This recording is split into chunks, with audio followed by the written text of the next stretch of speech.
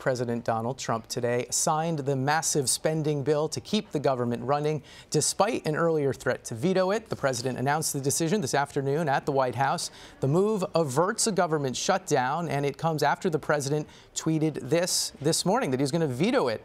He's unhappy the bill doesn't fully fund the border wall, not even close, or include a DACA fix. But here's why he said he had to sign it. We looked at it a veto. I looked very seriously at the veto. I was thinking about doing the veto, but because of the incredible gains that we've been able to make for the military, that overrode any of our thinking.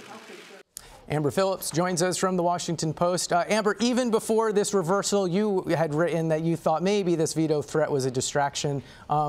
Distraction from what? Yeah, distraction from a lot of things in the news this week that potentially are not good for the president. Listen, if there is a dumpster fire over here, he is known for, in the past, having tossed a grenade over here. And you know, you could argue that's what happened today. We spent all morning trying to figure out if there was indeed going to be a government shutdown, why he wanted to veto this bill when his staff said yesterday he'd sign it. And that ended up pushing down a lot of headlines that have been controversial for the president, like affair allegations that he can't seem to shake from the news, controversy from the right and the left around his new national security advisor, the markets tanking over his tariff decisions. Any one number of these things could have topped the front page here at the Washington Post and any other news organization.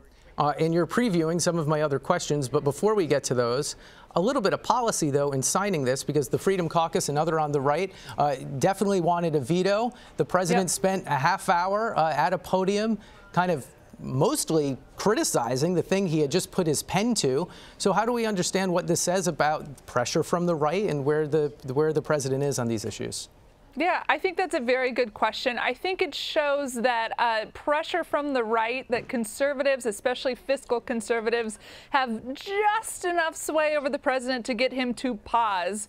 But at the end of the day, his advisors and Republican leaders, who are the ones who are arguing, Mr. President, I know this is more expensive than we thought, but we need to sign this bill to keep the military funded. You don't want a headline saying you vetoed pay troop increases, for example.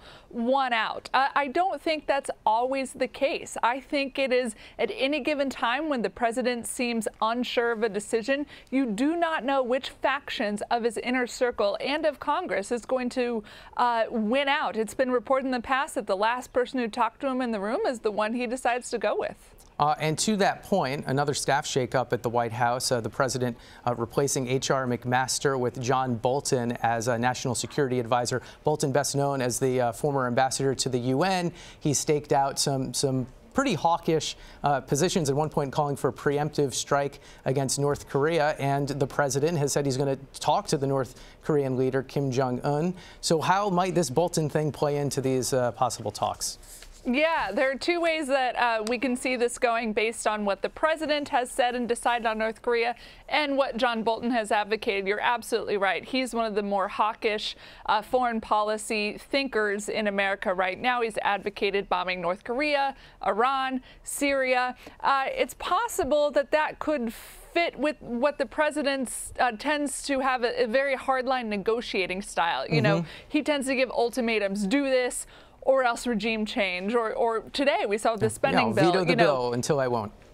Exactly. But at the same time, the president also has or comes from a more non-interventionist background. Our reporting indicates that he was never really comfortable with a troop surge in Afghanistan that he announced earlier this year.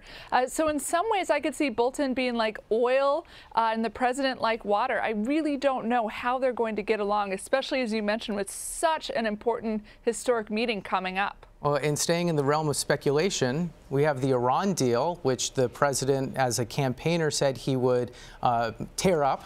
Then much reporting suggests that it was Secretary of State Tillerson who was kind of keeping us in the deal. Tillerson now gone.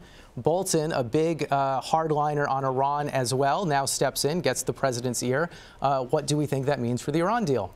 Yeah, I think it means that the president is going to follow through on a campaign promise and metaphorically tear up the Iran deal. Yeah, I think he also has a lot of hawks in Congress willing to support him on this, and that's really key when he's trying to make a tough decision. Okay, and the distraction we mentioned at the very beginning was a former Playmate speaking out with an interview for the first time yesterday on CNN, talking about this alleged affair with the now president, then private citizen. Let's listen to hear some of what she said.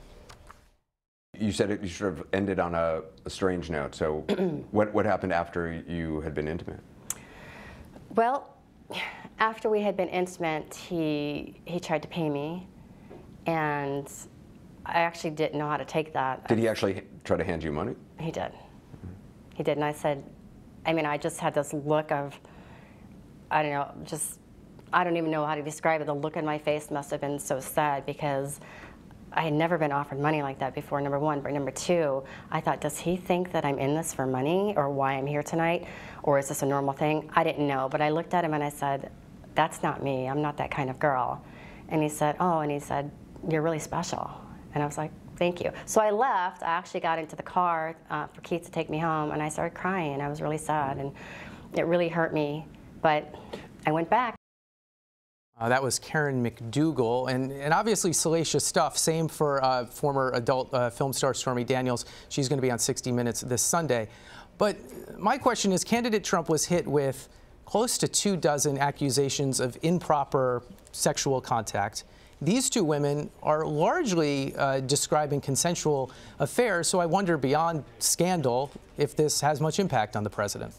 Yeah, I think that's a good question that we have yet to fully answer, which is, why do these two women have staying power in a way that many of his other accusers, who, as you point out, accused him of non-consensual interaction, didn't quite have? I think the answer could lie in the legal challenges. They are they're out there in the TV, they're out there telling their stories, and they're also suing the president in court, kind of putting their money where their mouth is, if you will, to be able to share their stories more candidly, if that's even possible, from Karen McDougal's point of view. And I think that sort of keeps this story in the media narrative, because there are steps legally that these women can follow to try to prove their case. You know, if there's a chance, and she's allowed to, Stormy Daniels has indicated there's evidence, and then you have we could get to a point where these women could prove that the president is denying affairs that may have happened. And that's very different from someone accusing the president of maybe touching her inappropriately, where she doesn't have any proof. And Stormy Daniels' lawyer tweeting some suggestive pictures that there may be some bombshells in the 60 Minutes story, which, even working in the same building, I know nothing about. So I'll be tuning in as well Sunday. Amber Phillips, thanks so much for your insight. Thank you.